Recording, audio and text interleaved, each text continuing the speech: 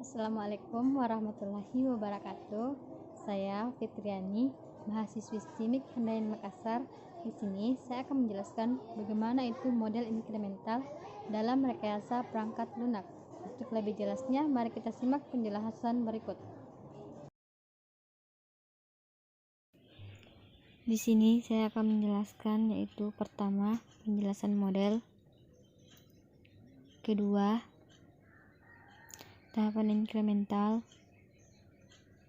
ketiga, karakteristik model, keempat, kelebihan model, kelima, kekurangan model, dan keenam, studi kasus.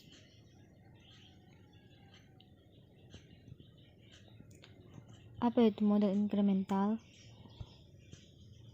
Incremental model adalah model pengembangan sistem pada software engineering berdasarkan rekrutmen software yang dipecah menjadi beberapa fungsi atau bagian, sehingga model pengembangan secara bertahap. Di lain pihak, ada mengartikan model inkremental sebagai perbaikan dari model waterfall yang sebagai standar pendekatan top-down. Inkremental dalam bahasa Indonesia ini memiliki arti tambahan, jadi bisa disimpulkan kalau model ini menggunakan metode penambahan yang sudah ada pada sebelumnya.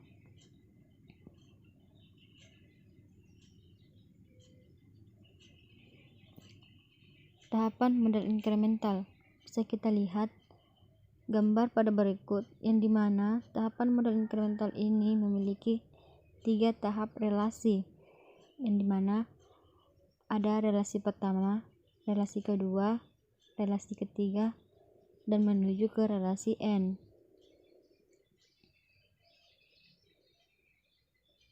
Tahapan model inkremental.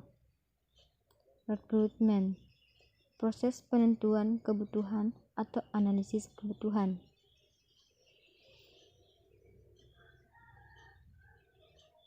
Analisis dan specification, proses spesifikasi di mana menggunakan analisis kebutuhan sebagai acuannya.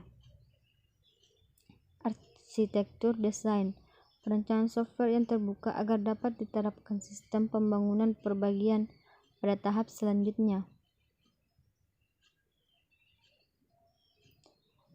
Implementation, melakukan pembuatan program ataupun implementasi programnya. Tahapan model inkremental. Testing, tahap melakukan pengujian dalam model ini. Deployment, melakukan rilis awal kepada pihak bersangkutan atau bisa disebut prototipe awal. Dalam sebuah sistem biasanya ditunjukkan dengan nomor versi semisal 1.0, 1.2, dan seterusnya. Maintenance, proses pemeliharaan software. Karakteristik model. 1. Kombinasi elemen dari waterfall dengan sifat iterasi atau perulangan. 2. Elemen-elemen dalam waterfall dikerjakan dengan hasil berupa produk dengan spesifikasi tertentu. Kemudian proses dimulai dari fase pertama hingga dan fase produk dengan spesifikasi yang lebih lengkap. 3. Produk hasil inkremen pertama biasanya produk ini core produk, yaitu yang memenuhi kebutuhan dasar. 4. Model ini cocok jika anggota tim pengembangan. 5. Mampu mengkomunikasikan perubahan secara fleksibel.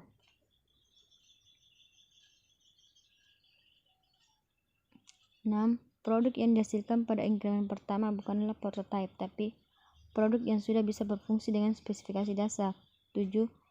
Mungkin terjadi kesulitan untuk memenuhi kebutuhan pengguna ke dalam rencana spesifikasi masing-masing hasil inkremen. Kelebihan merupakan model ini dengan manajemen yang sederhana, bersifat interaktif dan perulangan, mampu mengkomunikasikan secara fleksibel. Prioritas tinggi pada pelayanan sistem adalah yang paling diuji. Produk yang dihasilkan semakin lama lengkap, hingga versi akhir dari sebuah produk akan dianggap lebih penting dan lebih lengkap.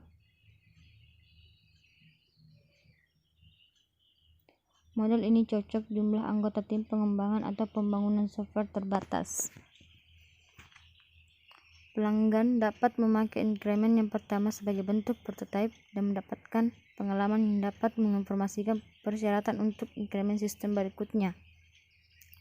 Risiko untuk kegagalan proyek secara keseluruhan lebih rendah, walaupun masalah dapat ditemukan pada beberapa inkremen.